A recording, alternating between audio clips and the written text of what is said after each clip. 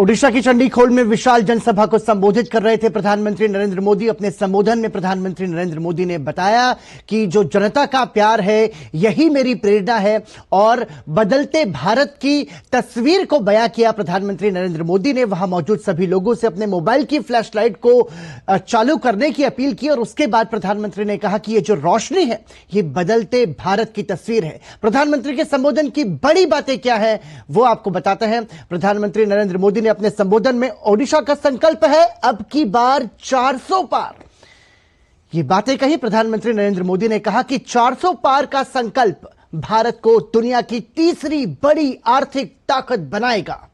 प्रधानमंत्री ने कहा कि 400 पार का संकल्प किसान, नौजवान, नारी शक्ति और गरीबों का कल्याण करेगा।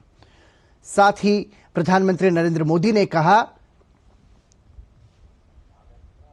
कि ओडिशा विकसित और आत्मनिर्भर भारत को ऊर्जा दे रहा है। राष्ट्र के निर्माण में ओडिशा का योगदान भी महत्वपूर्ण है। 2014 से पहले कांग्रेस सरकार ने अपनी तिजोरियां भरने का काम किया, यह प्रधानमंत्री नरेंद्र मोदी ने अपने संबोधन में कहा। साथ ही उन्होंने कहा कि देश में हर गरीब की गारंटी मोदी ने ली है। मछुआरे साथियों के लिए पहली बार मत्स्य संपदा योजना बनाई गई। यह प्रधानमंत्री नरेंद्र मोदी के संबोधन की बड़ी बातें हम आपको बता रहे हैं। गरीब का सपना हकीकत बन रहा है, यह प्रधानमंत्री नरेंद्र मोदी ने अपने संबोधन में कहा। ओडिशा के चंडीखोल में विशाल जनसभा को संबोधित करते हुए प्रधानमंत्री ने कहा, जहां दूसरों से उम्मीद खत्म होती है वहीं से मोदी की गारंटी की शुरुआत होती है। प्रधानमंत्री नरेंद्र मोदी ने कहा कि पीएम सूर्य घर योजना से बिजली का 0 बिल और ज्यादा बिजली आने पर उसका भुगतान, यह मोदी की गारंटी है। साथ ही प्रधानमंत्री ने कहा कि किसान को ऊर्जा दाता बनाने के लिए मोदी सरकार प्रतिबद्ध है। किसानों के विकास के लिए मोदी सरकार प्रतिबद्ध है। मुफ्त राशन योजना के अगले 5 सालों के लिए आगे बढ़ने से जरूरतमंदों को मदद मिलेगी। ये प्रधानमंत्री नरेंद्र मोदी ने बड़ी बातें अपने संबोधन के दौरान कही। इंडी गठबंधन के भ्रष्टाचारियों को भाजपा की संकल्प सिद्धियां और नीतियां पसंद नहीं है। इंडी गठबंधन पर भी प्रधानमंत्री ने हमला बोला। प्रधानमंत्री ने कहा कि इंडी गठबंधन की विचारधारा परिवार प्रथम है, जबकि मोदी की विचारधारा है राष्ट्र प्रथम। प्रधानमंत्री ने यह भी कहा कि मेरा भारत मेरा परिवार है और यह बात परिवारवादियों को खटक रही है। तो प्रधानमंत्री नरेंद्र मोदी की ये बड़ी बातें हमने आपको बताई। इसी के साथ अभी रुक रहे हैं एक छोटे से ब्रेक के लिए। देखते रहिए डीडी न्यूज। मोदी सरकार की गारंटी, सभी को मिल रही हैं सस्ती एवं अच्छी दवाएं, वो भी कम से कम 75% कम कीमतों पर। और अब देश भर में 25,000 जन औषधि केंद्रों के अभियान के तहत रोजगार के अवसर की भी गारंटी। केंद्र संचालकों को 5 लाख से 7 लाख रुपए तक की वित्तीय सहायता का भी प्रावधान। जन औषधि केंद्र खोलने के लिए ऑनलाइन आवेदन www.janaushadhi.gov.in पर आमंत्रित हैं।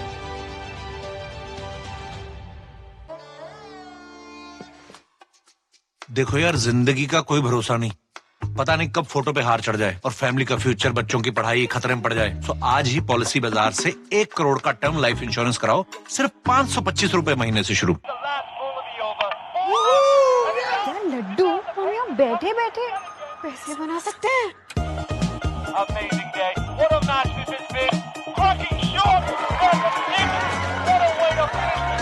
गाइस, मैं तुम्हारे बिजनेस आइडिया का बड़ा फैन। अब बिजनेस चाहे जो भी, एसबीआई का करंट अकाउंट तो चाहिए ना।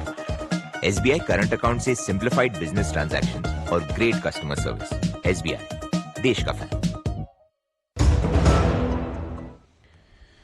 एक बार फिर आपका स्वागत। आप देख रहे हैं समाचार। आपको बता दें कि प्रधानमंत्री नरेंद्र मोदी ने अब से कुछ देर पहले ओडिशा के चंडीखोल में एक विशाल जनसभा को संबोधित किया। इससे पहले तेलंगाना दौरे पर प्रधानमंत्री नरेंद्र मोदी ने संगारेड्डी में एक जनसभा को संबोधित किया, जहां उन्होंने बीआरएस और कांग्रेस दोनों को एक जैसी पार्टी बताया।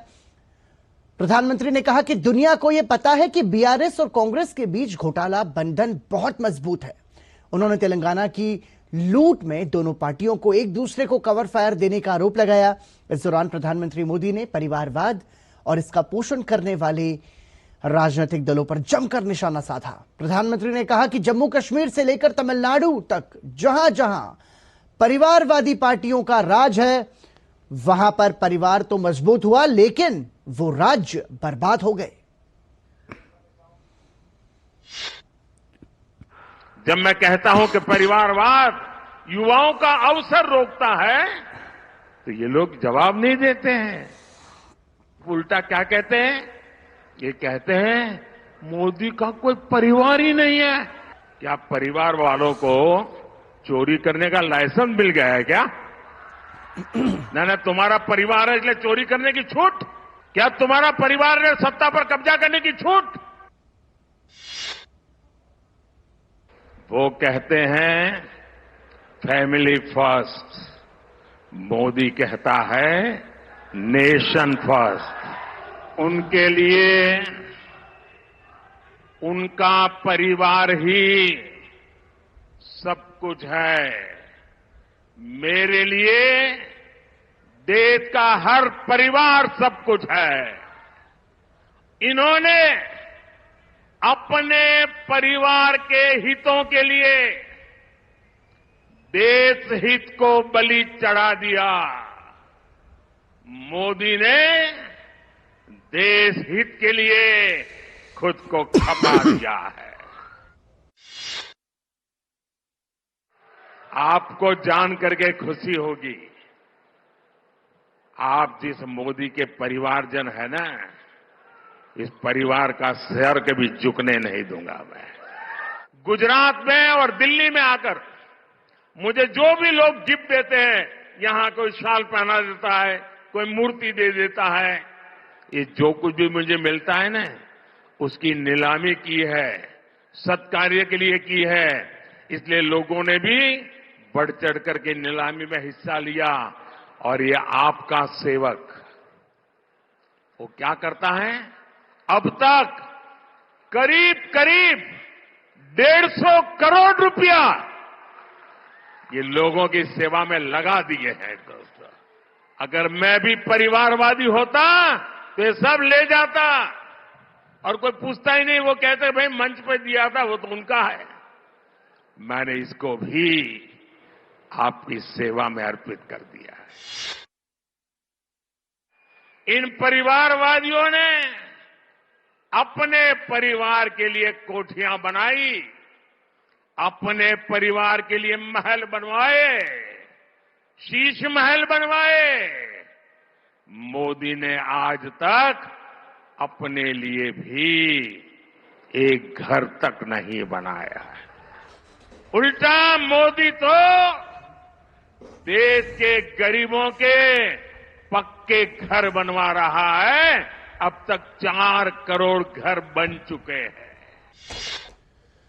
प्रधानमंत्री नरेंद्र मोदी ने तेलंगाना के संगारेड्डी में लगभग 7,200 करोड़ रुपयों की विकास परियोजनाओं का उद्घाटन और शिलान्यास किया।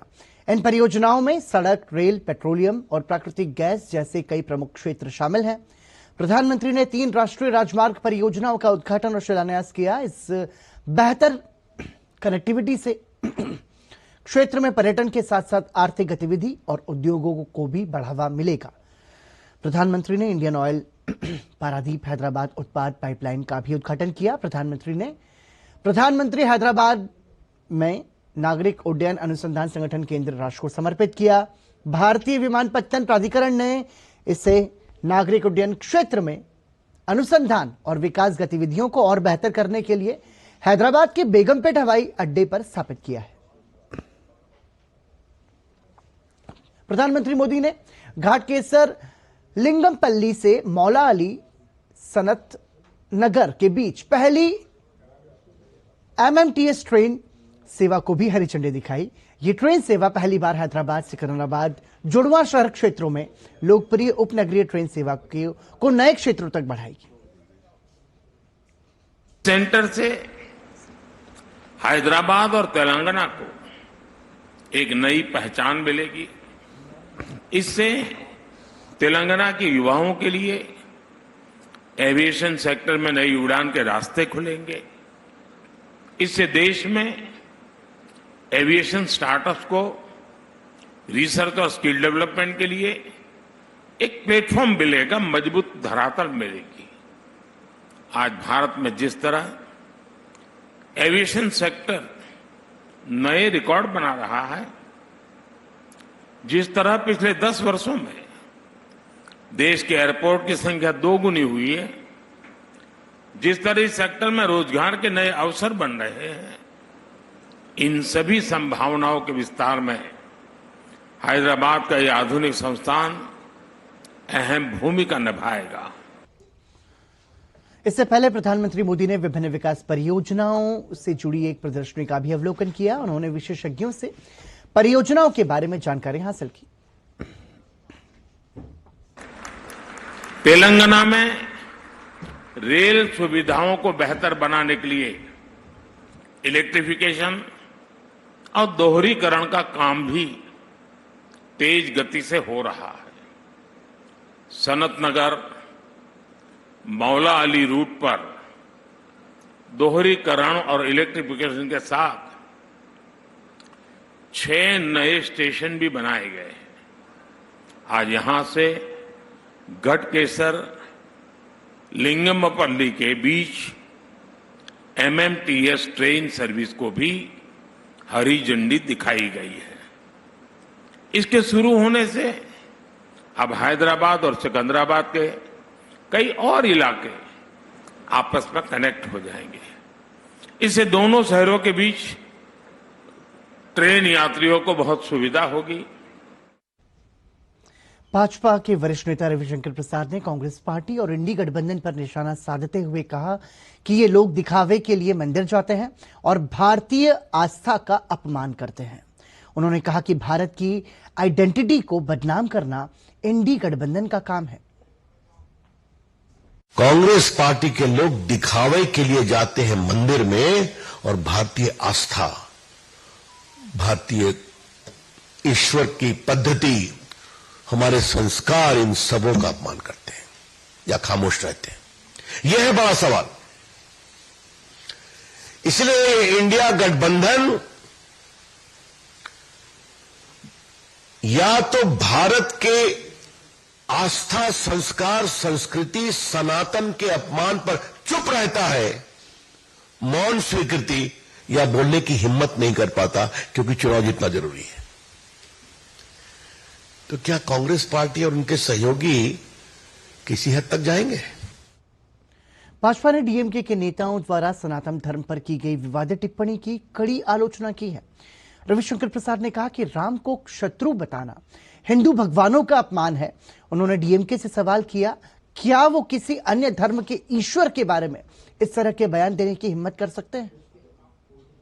पूछ रहा हूं डीएमके से और इंडिया गठबंधन के सहयोगियों से, राम को दुश्मन बताना, क्षमा करें ये शब्द मेरे नहीं है, तो क्या आपकी हिम्मत है कि अन्य पंथों के ईश्वर के बारे में इस तरह की आप अपमानजनक टिप्पणी कर सकते हैं और आपको करने दिया जाएगा?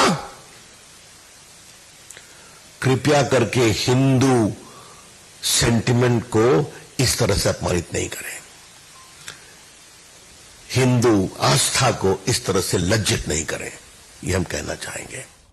डीएमके नेता ए राजा की विवादित टिप्पणी पर केंद्रीय राज्य मंत्री वी मुरलीधरन ने पलटवार करते हुए कहा कि इंडी गठबंधन ने हमेशा भारत की संस्कृति और विरासत के प्रति अपनी नापसंदगी व्यक्त की है। उन्होंने कहा, भारत के लोकाचार और विरासत को इंडी गठबंधन के साथी तिरस्कार की दृष्टि से देख रहे हैं। यही वजह है कि कांग्रेस प्राण प्रतिष्ठा समारोह का हिस्सा नहीं बनना चाहती थी। The heritage ethos of India is being seen with contempt by the India alliance partners. That is why Congress didn't want to become part of the Pran Pratishtha of Ayodhya. So now it has become doubly clear that they are going to approach this election opposing everything that is Indian. DM के नेता ए राजा की विवादित टिप्पणी पर केंद्रीय मंत्री गिरिराज सिंह ने पलटवार करते हुए कहा कि इंडी गठबंधन में ए राजा हो, लालू यादव हो या राहुल गांधी हो, ये लोग सनातन संस्कृति को खत्म करना चाहते हैं।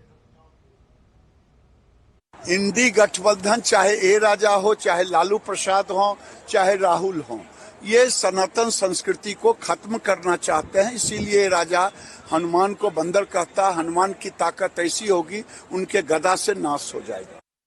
इसी के साथ समाचार में रुक रहे हैं एक ब्रेक के लिए। देखते रहिए डीडी न्यूज। सो सिगोरो the automobile the Policybazaar व अहेरो मच दिनेरो। समझ में आया? मैंने कितनी बार हिंदी में समझाया कि पॉलिसी बाजार से कंपेयर करके कार इंश्योरेंस पे 8,000 रुपए तक बचा सकते हो, पर कुछ लोगों को अभी तक समझ नहीं आया, तो मैंने सोचा स्पेनिश में समझा दूं। Adios amigos.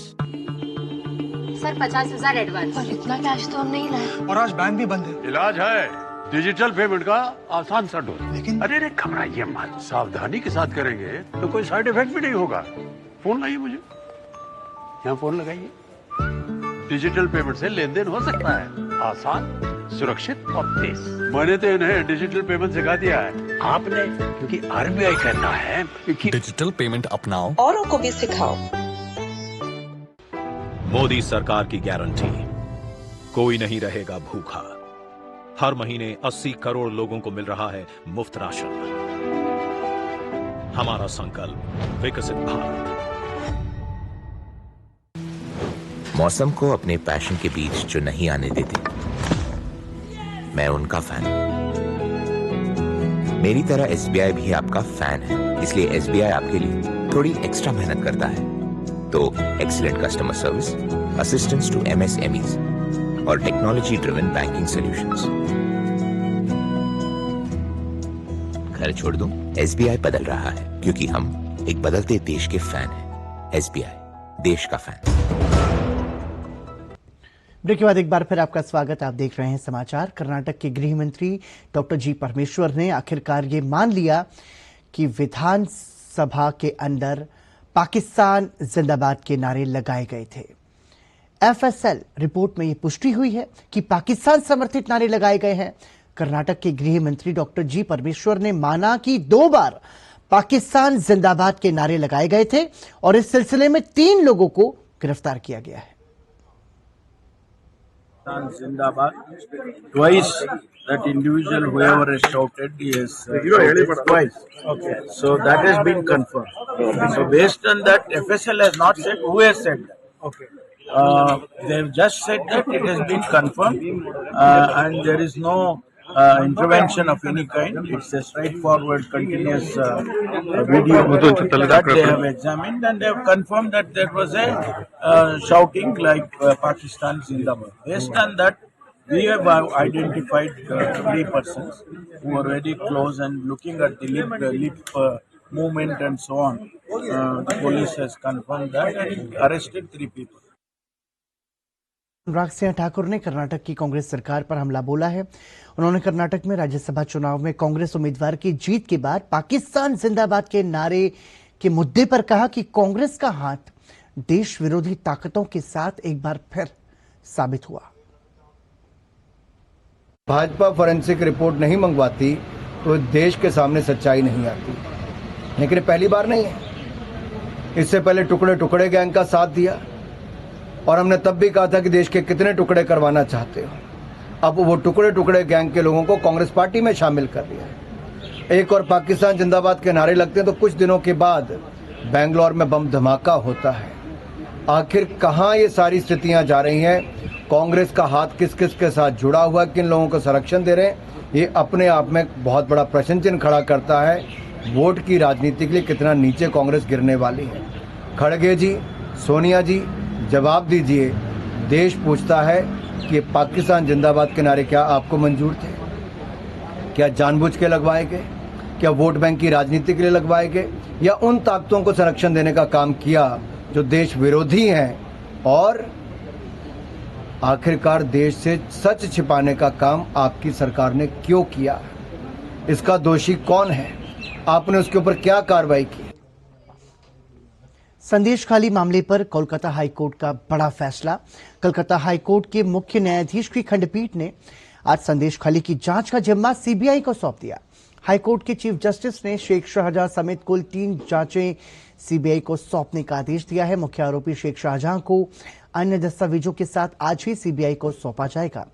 भाजपा ने हाईकोर्ट के इस फैसले की सराहना करते हुए पश्चिम बंगाल सरकार को आड़े हाथों लिया। ऑनरेबल कोर्ट ने एक तमाचा दिया है पश्चिम बंगाल की एडमिनिस्ट्रेशन के ऊपर और हम इसको सराहना करते हैं क्योंकि इसका बहुत गंभीरता से इंक्वायरी होना चाहिए कि ये नोटोरियस क्रिमिनल जो शेख शाहजहां को ममता बनर्जी ने नेता बनाया। हर किस्म की जो क्रिमिनल एक्टिविटीज है, गाय तस्करी, मानव तस्करी से लेकर रोहिंग्या को बसाना, सब में इसका रोल है। उसके साथ साथ महिलाओं के साथ बलात्कार, मोलेस्टेशन, जो लैंड को ले लेना, जमीन को हड़प लेना, सबकी इंक्वायरी होनी चाहिए और इनको जेल के अंदर होना चाहिए। इसी के साथ समाचार में अभी के लिए इतना ही, लेकिन डीडी न्यूज पर खबरों का सफर लगातार जारी है। देखते रहिए डीडी न्यूज।